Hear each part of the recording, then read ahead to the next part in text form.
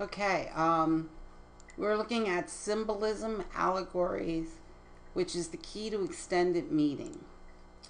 So, symbolism is a substitute for an element or quality being signified. There are two types of symbols: universal, which is cultural. These symbols are easily recognized within a particular culture. For example, in Western culture, a dragon is a monster and a symbol for the dangers of nature. However, in Eastern culture, a dragon is a godlike creature and a symbol for hope. We also have, the universal symbols for certain religions. A cross is a universal symbol for Christianity. A Star of David is a universal symbol for Judaism. You also have universal symbols for qualities. A heart is the universal symbol for love. So you have those as well. And then we have contextual, which are private or authorial symbols. They're symbols that apply within a story or situation in it.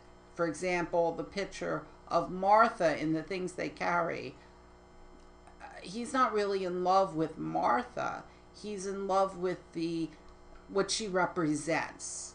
The being back home, being a normal guy, being out of war, being in peace. All of those things are objects that she signifies. However, there's an inherent danger in overdoing symbols. You have to be careful not to interpret everything as a symbol, because you can get in trouble that way. You can start seeing symbols all over the place. So sometimes, as the saying goes, sometimes a cigar is a cigar. So sometimes an object doesn't have any greater meaning. When you decide if something's symbolic, you must decide how much importance the author is assigning to it. So if you think it's symbolic, then there should be a reason for the symbol, and it should have something that pushes the story forward. Otherwise, you could play a game with yourself in which everything's symbolic. Allegories are sustained symbolism. A symbolism is close and consistent throughout the allegorical section or the whole story. We see many religious or moral tales are allegorical, so their messages can be easily digested. Children's stories are often allegorical. So you have situations like the Hawthorne story you read, in which you have kind of this allegory, faith being his wife, but also being his faith. I mean, sometimes these allegories are heavy hitting. One of the most famous of Pilgrim's Progress was the story in which all the characters basically have names that represent different identities within Christianity. And then you may have allegories in children's stories, moral tales like Aesop's fables, and so on. So a fable usually has animals with human traits that tell some moral story. So a fable is a type of allegory. For example, the tortoise and the hare is a fable. A parable is a short, simple allegory with a moral or religious bent. In our Christian Western culture, we're familiar with Christ's parables, but most major religions have similar teaching tools. There's a lot of Buddhist parables, for example. And again, these are all types of allegories. And of course, myth. This is a narrative story or narrative protagonist that is associated with religion, philosophy, and collective psychology of various societies or cultures. Because of the connotation associated with myths, many dead religions become myths. Usually myths spring to mind the ancient stories of Greek and Roman gods. However, myth can refer to any story about a culture's religious, moral, or societal beliefs. So, since literature is the expressing of human ideas and emotions, however, when we study literature, we must not become too obsessed with finding lofty ideas and themes in every piece, or we denigrate all literature to allegory and parable, which means it doesn't have the depth, Remember, allegories and parables are kind of very surface-driven stories. They're not real deep. They're meant to tell a moral tale, and that's it. Where a lot of fiction has deeper emotional, psychological ties to it. So most literary work has a central idea or theme. We must be careful to distinguish ideas from actions and situations. Make sure the idea is not a retelling of the story. For example, the central idea or theme of the things they carry is the weight physically and psychologically of war. We can find ideas in narrative and authorial voice, first-person speaker, statements by character, figurative language, the characters themselves, or even the story itself. One story can express different ideas or themes from different sources. Be careful not to read too much into every character or situation. Sometimes things just happen and in the story and there's no grand theme involved. So sometimes, as the saying goes, shit happens. And every situation in a story doesn't have intense meaning. It may just have some surface meaning to that moment. So some things for you to think about. When we look back at Young Goodman Brown, for example, would you classify that story as an allegory, parable, or myth, or fable? Or is it a combination of one or more of them? At what point did you realize that the old man was the devil? Did Faith look to heaven? Did young Goodman Brown just have a dream? How does irony play in this story? And let's look at one of these quotes. Too far, exclaimed the good man unconsciously, resuming his walk. My father never went into these woods on such errands, but his father, nor his father before him. We have been a race of honest men and good Christians since the days of the martyrs, and I shall be the first of the name Brown that ever took this path and kept. Now, once you hit this story, this particular paragraph becomes a little bit ironic, doesn't it? I mean, think about this. Was he really the only person? No, the devil tells us that there's been many for generations that have made this path, including young Goodman Brown's father and grandfather. So, part of this is setting us up for the irony of finding out that all people have the capacity for evil. All right, continuing that quote. Such company would thou say, observed the elder person, interrupting his pause. Well said, young Goodman Brown. I have been well acquainted with your family, as ever one among the Puritans. There's no trifle to say. I helped your grandfather, the constable, when he lashed the Quaker woman so smartly through the streets of Salem. And it was I that brought your father the pitch pine knot kindled at my own hearth to set fire to an Indian village in King Philip's War. They were my good friends both, and many a pleasant walk have we had among this path, and returned merrily after midnight. I would fain be friends with you for their sake. So, again, do you think that young Goodman Brown knew about his father's and grandfather's deeds when he called them honest and good Christians? And would he have considered those deeds bad? I mean, after all, she was a Quaker woman, and the Indian village were just Indians. So, what is the implication the narrator in The Old Man is making about Puritans? Again, think to irony and think to the set of what we call moral values. In Tony K. Bambar's The Lesson, let's think back to that. What was the lesson? Is there a theme to the piece? Who is Miss Moore? Why does she take the children out?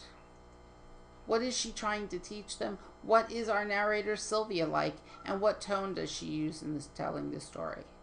And let's think to this quote. Imagine for a minute what kind of society it is in which some people can spend on a toy what it would cost to feed a family of 6 or 7. What do you think? I think, says Sugar, pushing me off her feet like she never done before, 'cause I whoop her ass in a minute. That is not much of a democracy, if you ask me. Equal chance to pursue happiness means an equal crack at the dough, don't it? So, let me go back for a second. Again, here we have some irony. We also have kind of the lesson of the story, isn't it? This idea of what is a democracy and the equal chance to pursue equal happiness. So one of the things to think about is this Sugar's voice, or is this the author's voice? And does it feel right coming from Sugar? Or has Toni made a little bit of an authorial mistake by putting her voice inside of Sugar's? That's something to think about. All right, style. Style are words that tell the story. So let's look at these two passages. You haven't read these stories, but I just want you to look at these passages as individual moments and without seeing the whole. Krebs went to war from a Methodist college in Kansas. There is a picture of him, a picture which shows him among his fraternity brothers, all of them wearing exactly the same height and collars and style collar. He enlisted in the Marines in 1917 and did not return to the United States until the 2nd Division returned from the Rhine in the summer of 1919. Right there, you might be able to, if you read a lot of his work, you might be able to figure out who wrote this just from this small passage. Why? Because we have some keys here. Short sentences, information that's very journalistic. So we're looking for an author who wrote stories about the military in the 1917 to 1919, so the late 1919 period, and who wrote in a very journalistic style. Now, for people that are regular readers of American literature, that might be enough to identify the author. But let's look at the second piece. This is a different author, and let's look at the style here. The store in which the justice of the peace's court was sitting smelled of cheese. The boy, crouched on his nail keg at the back of the crowded room, knew he smelled cheese, and more. From where he sat, he could see the racked shelves, close packed with the solid, squat, dynamic shapes of tin cans whose labels the stomach read, not from the lettering which meant nothing to his mind, but from the scarlet devils and the silver curve of fish. This, the cheese, the silver curve of fish. This, the cheese which he knew he smelled, and the hermetic meat which his intestines believed he smelled, coming from the intermittent gusts, momentary and brief, between the other constant one. The smell and sense, just a little of fear, because mostly of despair and grief. The old fierce pull of blood. He could not see the table where the justice sat, and before which his father and his father's enemy, our enemy, he thought in despair, Arn, mine and his both, my father, stood. But he could hear them, the two of them, that is, because his father had said no word yet. Well, what we can see by this passage is is really detailed. It focuses on sensory perception. It's got very long, complicated sentences. We can see that there's some Arn shows that there's some dialect here. We can tell that the young narrator is poor, but we don't really know much else. Some people may recognize the style of writing, but this one is rather difficult. There's not much here for you to really tell. But again, we can see here that the style is long, complicated sentences with intense details. So those two passages were written by Hemingway and Faulkner, respectively. Though both writers were contemporaries, their writing styles were completely different. In fact, their styles are so unique that most students can easily identify the authorship of unnamed work and their works is often parodied. So you can win a bad Faulkner contest or a bad Hemingway contest. Hemingway is known for his choppy, journalistic style, while Faulkner is known for his large, complex sentences.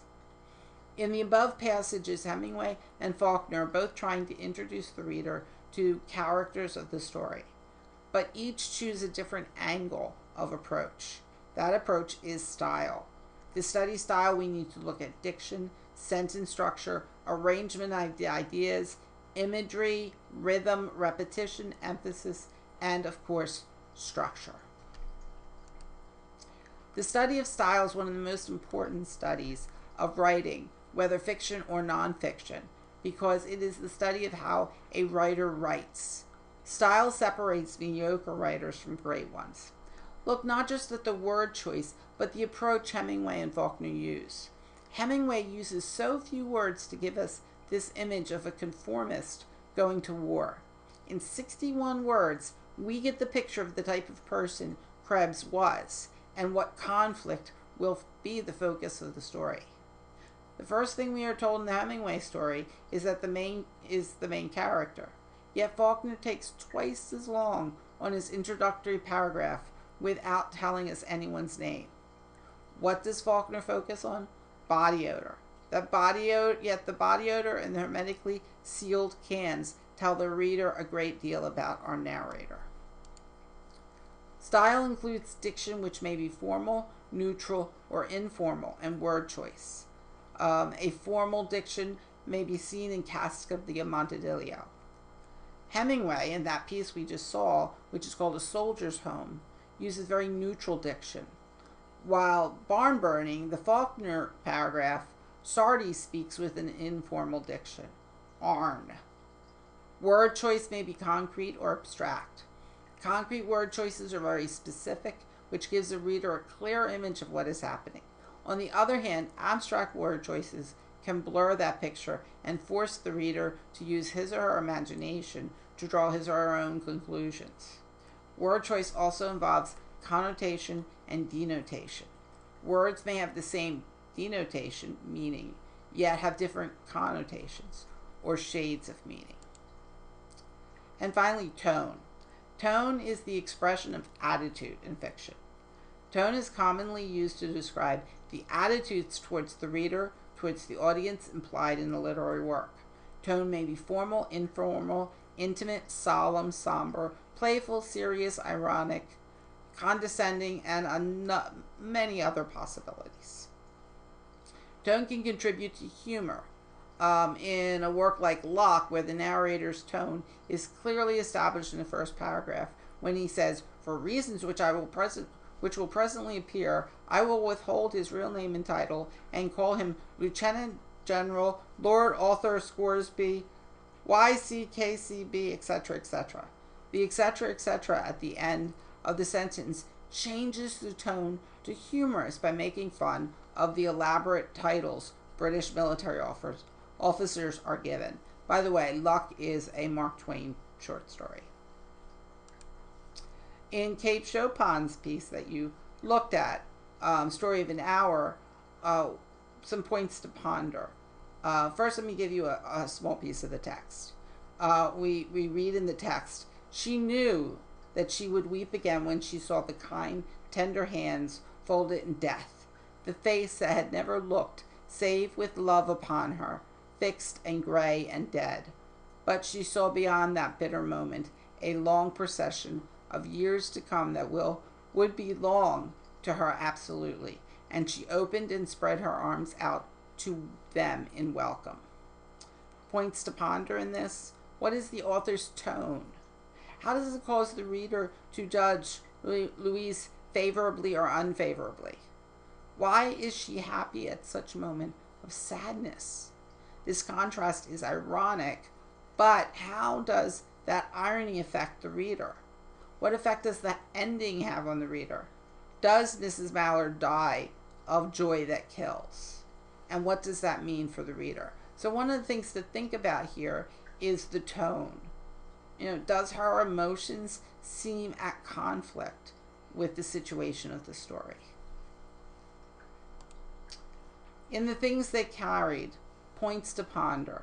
What is the reaction to many of the list of things the soldiers carry? Look closely at the bottom of, I'm not sure if this is the right page of your text, bottom of the page, when we were reading the things they carry as a function of rank and field speciality. And I apologize for that page number issue. Most of your short stories I gave you internet links to, so you didn't have to buy the book.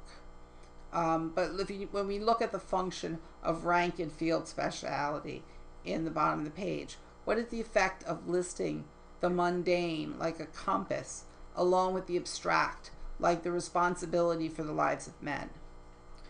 And what elements of fiction, plot, setting, character, etc., do you find most striking in the piece? One of the things to look about is plot in this piece isn't that important. Setting is, and character is somewhat. But what about some of the others? Point of view, tone, imagery, symbolism. All of those play a bigger role in this story than our classic pieces like plot and character. All right, that ends our fiction piece. You'll have you'll be given more about fiction when we get to the exam, but this also kind of leads us into poetry, as those three items we looked at, symbolism, tone, deal a lot in poetry as well.